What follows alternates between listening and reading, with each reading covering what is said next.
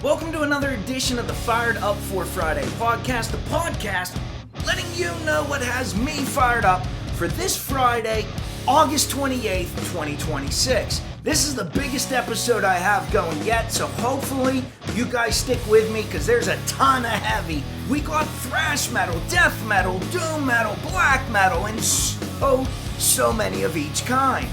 We also have the album of last week, which was the best album of last week, in my opinion, of course. Without further ado, let's dive on in and see what has me fired up!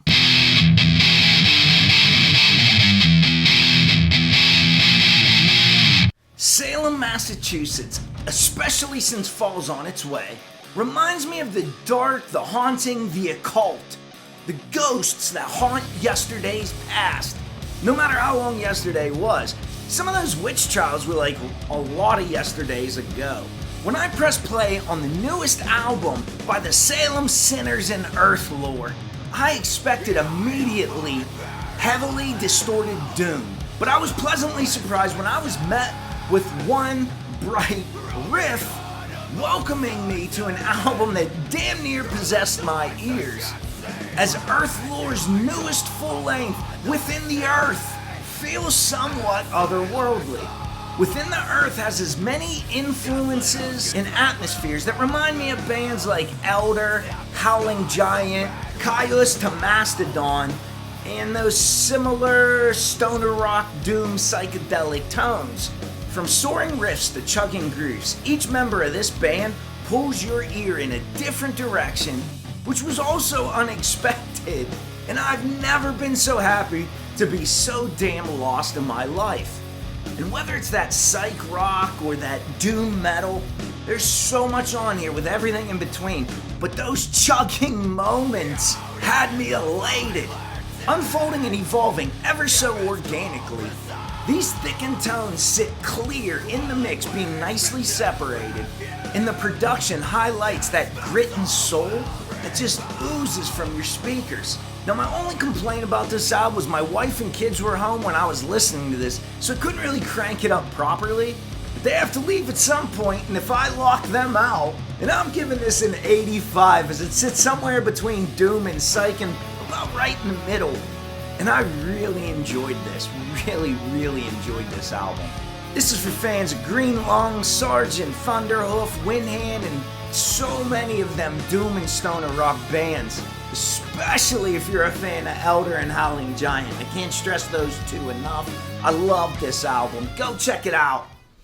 And what's one of the most balanced albums that I've heard in quite some time? New Jersey's Prevailer has released a melodic progressive metalcore album, mixing in both the articulate alongside the aggression, and the melodic is mashed together with maliciousness on their debut full-length Convalescent off of Rottweiler Records, where they incorporate some progressive songwriting elements, adding in some atmospherics behind it to really thicken and bolster that sound, which gives the music a bit of feeling and some mood. Having tension and contrast is one of the main elements that doing the work here. Those releases of aggression sure can be pummeling, while the clean vocals at times reminds me of that Chester Bennington from Linkin Park type delivery, with sometimes being clean and calculated, ranging to both caustic and scorching also. Everything at this album is at one end of the spectrum or the other. There's no in between here. And it felt like my ears were being volleyed back and forth between the clean and the crushing. This is the best game of volleyball I've ever been involved in. Heavily processed everything is separated in the mix nicely, and the use of some synths and samples gives this album more of a darker approach and feel, reminding me sort of like industrial at times, while not fully leaning into those influences. And I'm going to give this one a 76 because I'm not that big of a fan of melodic metalcore, but if you are, and you like those big bombastic breakdowns, and those cinematic feels, this album's gonna be up your alley for sure, and being able to turn on a dime is rather impressive. If you're a fan of those melodic metalcore albums, check out Convalescent by Prevailer. And what's a culmination of several different types of styles and sounds of metal, Whether it's the heaviness of metalcore, the pop sensibilities of synthwave, and or anything in between, AColdParadise is bringing those tones directly to your ears, getting listeners pumped up for that throwback sound that has the benefits of modern production and polished up into one eclectic release in AColdParadise's self-titled offering off of Perception Music, which is a subsidiary of Reigning Phoenix Music. And the core sound of AColdParadise reminds me of power metal, with a ton of drive and energy just incorporating into the sound. It's the nuances hidden across these anthemic tracks that will have you singing along even though you don't know the words yet, or at least I was. I was trying to make up words because this thing was so damn catchy. A diverse album that leans a bit towards the poppier or maybe the softer side of metal, making this a more accessible metal album than those listeners who particularly don't care for the charred vocals of black or the crushing distortions of thrash. Top tier productions allows those highlights to shine, and there are plenty of highlights all over this album. This isn't something that I would particularly reach for, as it's a bit poppier and softer than I usually prefer my metal. But if you're a fan of those bands like Metallica, Five Finger Death Punch, and those more poppier commercial sounds, I think you're gonna love this album. I'm giving it a 76 because it's a bit too synthesized for my personal tastes, but there's some moments that truly shine on this. So if you're a fan of those brighter tones, melody, harmony, you just gotta look AColdParadise up. I just prefer the soot, the haze, and the humidity of hell. Debbie Downers and the sweetened doom band Void Moon are back with their latest EP, The Runes That Bind, off of Oblivionem Productions. This is a straight up tribute to bands like Candlemass, Black Sabbath, Spirit Adrift, incorporating sounds and styles from all those bands, yet making them somewhat their own. Soulful, wailing vocals that carry these dark and doomy riffs along, where the negative space is used and creates just as much heaviness as the music and the atmospheres. But it was those lead riffs that contrast those thicker tones that will darken any resemblance of joy that you may be feeling. Telling stories about the relationships between mankind and the cosmos, and the effects of one on each other. But it's those bluesy leads again that just scream so much louder than the vocals do. They really help set the tone of a simple, stripped back sound, which allowed the doom to feel that much darker to me. For fans of the greats, whether it's Saint Vitus, Sabbath, Pagan Altar, the Candlemasses, but the production shines a truly bright black light on this album, making it a must for those fans of the heavy and dark offerings. Feeling a bit more stripped back than their 2024 album, Dreams Inside the Sun, but it still has that bright production, which allows that contrast between the dark and the light to feel that much more pronounced. I'm giving this a 78. I thought this album was great, and I thought the vocals sounded exactly like Nate Garrett from Spirit Adrift, and that immediately sold me on this album. I'm a huge Spirit Adrift fan. I caught their last American show ever, and I'm a fan of that epic doom. And if you're a fan of that epic doom, you have to give this a go. It's short and to the point, but with these few songs, Void Moon makes them count. US underground black metal band Lezu have released one fiery church burner of a black metal album in their debut, Blood Conscript, off of Ordovician Records. And Blood Conscript has a whole lot going for it. Whether it's those black and passionate vocals being barked with desperation, or the straight up disrespect to a snare drum, and those blast beats, or those racing rhythms that instill that tense and dark feeling in your chest, making you feel almost uneasy at times. But there's also riff after riff of dynamics and textures that shift. And dare I say there's some grooves in this too? Well, I do love this almost tribute to Dissection's Storm of the Lights Bane. I hate to say it, but Lezu's Blood Conscript might actually be a better album than that. And I love Dissection. But for me, it has those moments of that galloping, racing, almost thrash-like feels. And it's those racing, unhinged moments that inject just enough chaos. Thanks. Now I might be afraid of the dark because of the torments these dudes unleashed on my ears. But it's a bit brighter than your standard black metal recordings. And it's that slightly brighter production that made these tense moments feel that much more realistic. And the gallops make it feel like the fear is just about to catch me.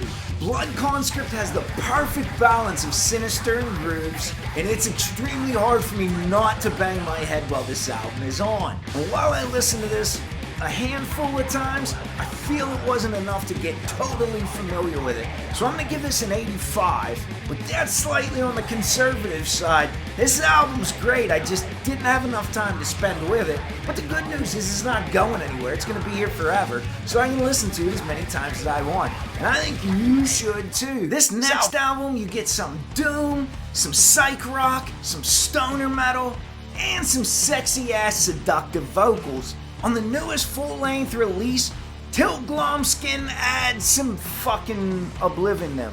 Till Glömskan add Oblivionem. Till Glömskan add Oblivionem. On the newest release, Till Glömskan add Oblivionem from Swedish rockers Besvarjelsen. Till Glömskan add Oblivionem by Swedish rockers in Besvarjelsen. Coming off of Magnetic Eye Records. Please let me know in the comments how bad I pronounce everything and what the true pronunciations are. I struggled with that one. And Besvarjelsen is some no-frills, straight-up rock. It reminds me of like a modern-day iteration of The Doors that has those heavy psych influences, except frontwoman Leah Amling Alazam has maybe the most seductive voice I've ever heard. Being both powerful and commanding, while maintaining that bit of mystery and having that perfect application of control, making me only want more from this album. And the music behind those beautiful vocals is some fuzzed out doom. And while there's grooves all over this, I feel the music and the vocals are a perfect match. Like peanut butter and chocolate, sugar and Kool-Aid, Dimebag and Vinnie Paul. And I'm here for every morsel of it. Considered Swedish forest rock, which is like the equivalent of American desert rock. And I don't care what the hell you call this album, just don't lift that needle from the record. And this is for fans of those heavy psych, stoner rock and doom bands with those female-fronted vocals, which makes easy comparisons to Ruby the Hatchet, Windhand, Heavy Temple, and those similar doom stoner rock psych bands. If you're fans of any of them, this is a must. I can't tell you how much I enjoyed her vocals over top of this music. How much did I like it is the question, and I liked it an 83 worth. They're so sincere, so complimentary to that music. And the music itself is extremely exploratory, and again, this is another album that you could get lost in for weeks and keep coming back to, never to find your way. But each time having killer vocals, I can't stress that enough. Some areas on a map you can just name and you can almost immediately tell what a band from that area sounds like. Whether it's that classic Gothenburg Swedish melodic death metal, or that old school death metal from Florida in the 90s. But here's one of my favorites, German thrash. And the legendary Exumer have released another face-melting thrash metal record in their 6th studio album, Death Mask Messiah, off of Metal Blade Records. It's exactly what you would expect from an old school German thrash band, just like Exumer.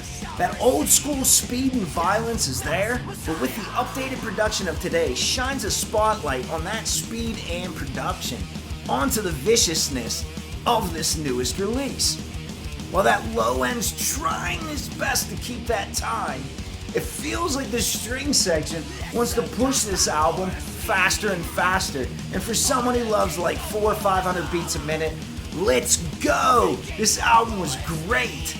And this is for fans of the classics, whether it's Creator, Overkill, Exodus, Destruction, and other legendary thrash bands. And what I like the most of this album is showing different skill sets and iterations as this album plays on, ever pigeonholing them into one distinct style of metal.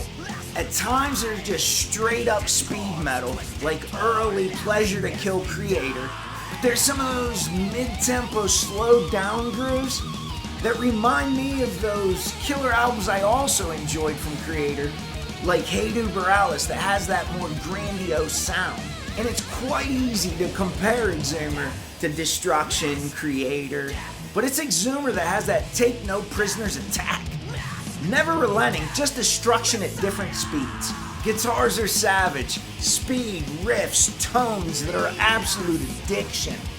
Moments here and there are both pure joy as my neck and my ears were destroyed. And I haven't had my ears or my neck destroyed since last week's episode. Violent as hell, this album's great, and I'm giving it an 87 because it sits right in those thrash tones between 85 and 89. I'm each in the middle at 87. I love this album, and if you're a thrasher, you will too. Do you remember those secret songs that used to be on CDs back in the 90s, like track 98, track 99, where sometimes on that rare occasion, it's those secret songs that added that insight to what went into making such an album.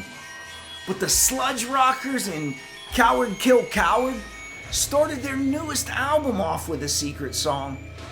As track 1 on their newest album, I Am Not a Fighter, I Will Fail, off of Horror, Pain, Gore, Death. And what fades in is the first song.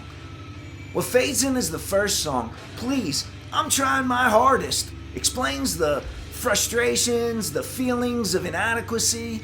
And while that seems to be the heaviest sentiment on this album, it doesn't compare to the weights of the silence and the precursor to rage. Sludge is a very giving word here for a description. These tones are thick and muddy.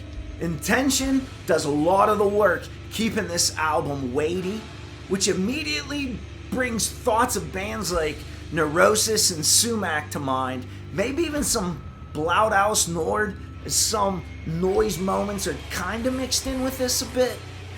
And while I Am Not a Fighter, I Will Fail hangs out in those thick, muddy, distorted, sludgy tones, the release never comes for me in this album. It's all ebb, no flow, as the music just lurches out of your speakers. The vocals are just as murky in the mix, and somewhat of an industrial and noise influence combine into almost a oatmeal or porridge of tones.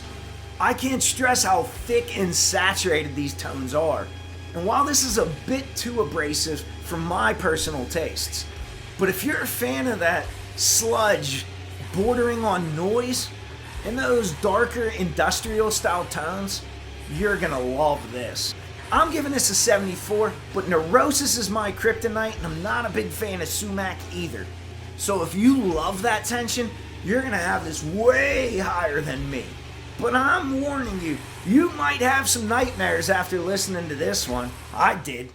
Following up the slow-churning misery of that last album, the dudes in Unholy Redeemer are back with a modern spin on that old-school death metal sound on their newest EP, Journey Beyond Death, which is a collaboration between Dark Descent Records and Extremely Rotten Productions, incorporating influences from Morbid Angel, Deicide, Necrophagia, and the legendary Incantation. Unholy Redeemer started off with one heavy black print for some filthy death metal debauchery.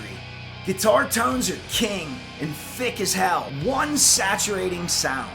Vocals are peeling paint, seem like a cross between growls and burnt vocal cords, which all goes into helping explain what the afterlife may convey. Feeling dark and sinister from the moment you press play. It's that constantly changing tempos and weights that keep this EP feeling fresh.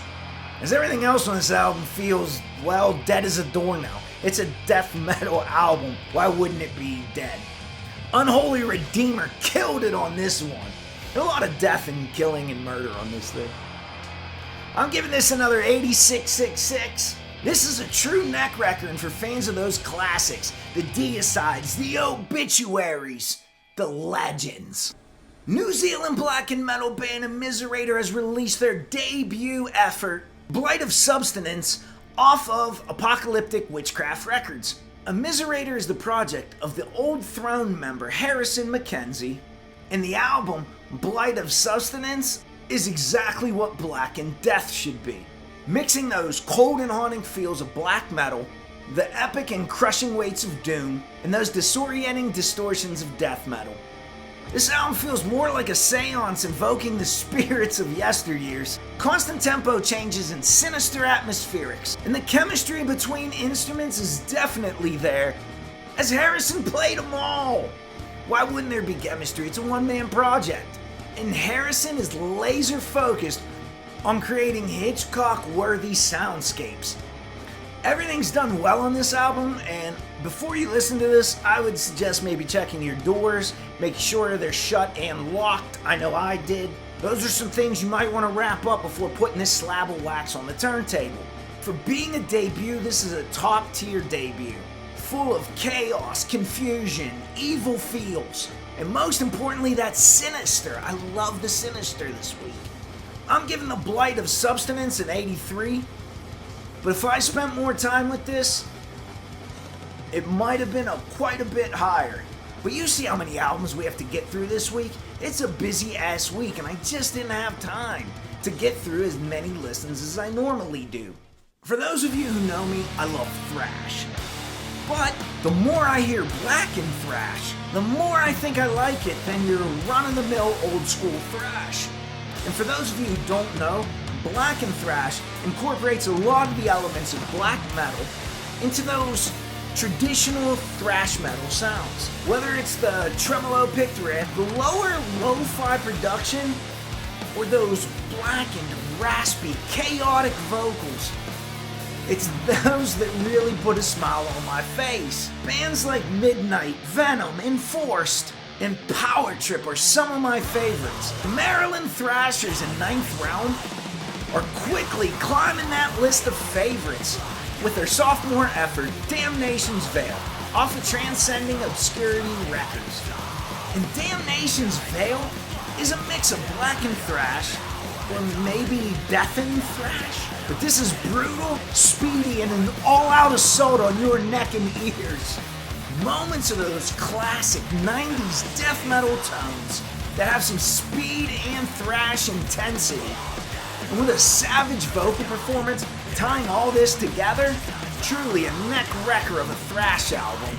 I think this would be 100 times more detrimental to your health if consumed live. Head on over and order Damnation Veil and step into that ninth realm. But once you enter it, why the hell would you ever want to leave it? Especially when it sounds like this.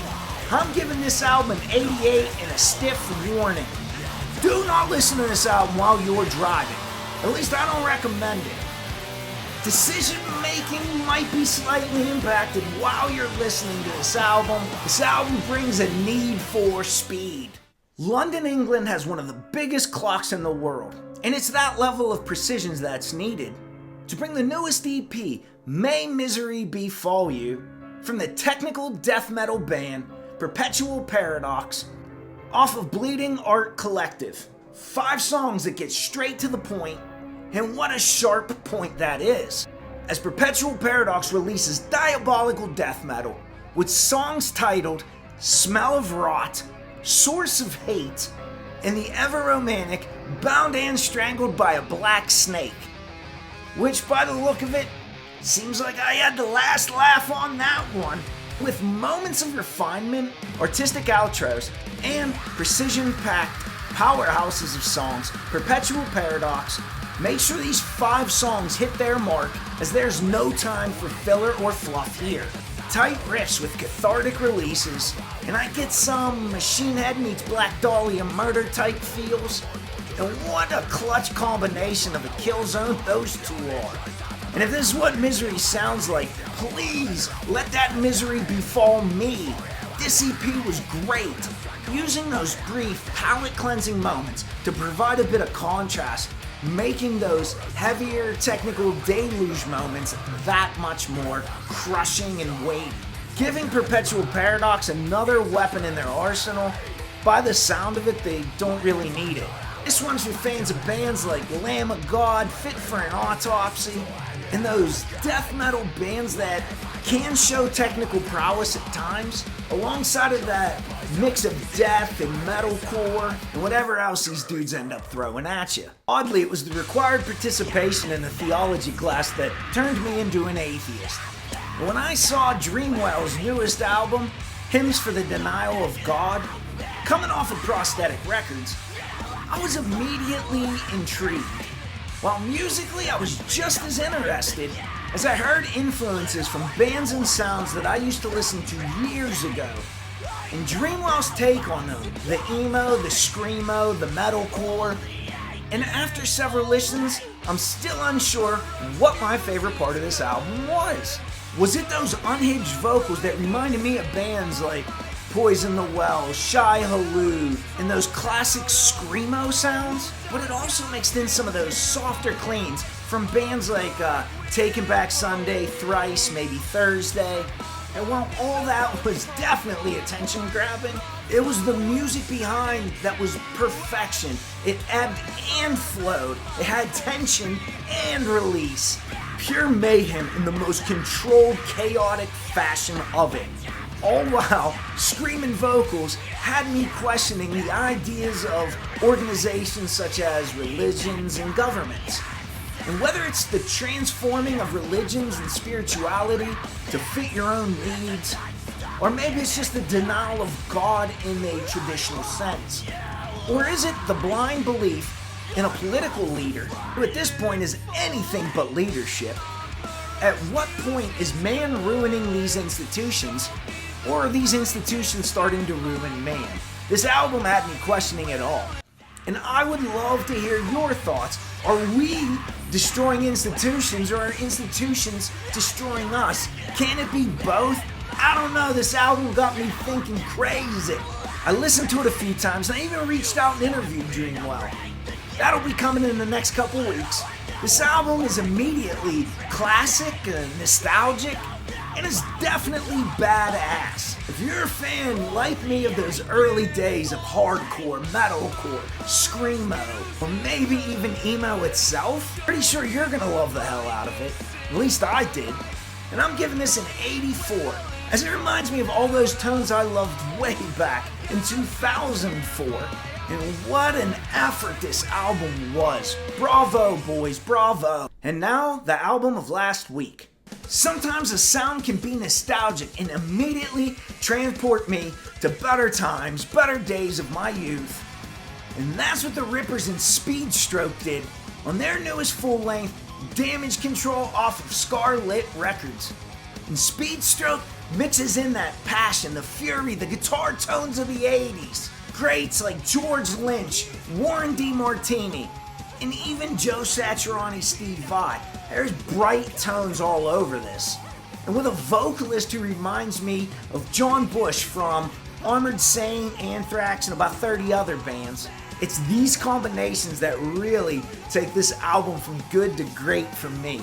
This has bluesy rock tones sprinkled all throughout this album. And this album has it all. Drama, rise and fall, get up and go. And more importantly, those great sounds that you would think of coming off a classic hard rock album. As this album's not only a fun listen, but it's quite serious too. And the more you listen to it, the more you'll like it. This thing's classic from the moment you press play. And that brings another week in the books. I'd like to thank you guys for hanging out with me. I'd like to thank the bands, the labels, the PR for sending me all this fire over. And if you'd like to be included in the Metal Institute of Thrashology, Fired Up for Friday podcast, or any other aspect of crazy shit I do, please send me an email, metalinstituteofthrashology@gmail.com, all one long word, no hyphen spaces or any of those crazy ass characters. There'll be a link in the description. Thank you for watching and see you in the pit.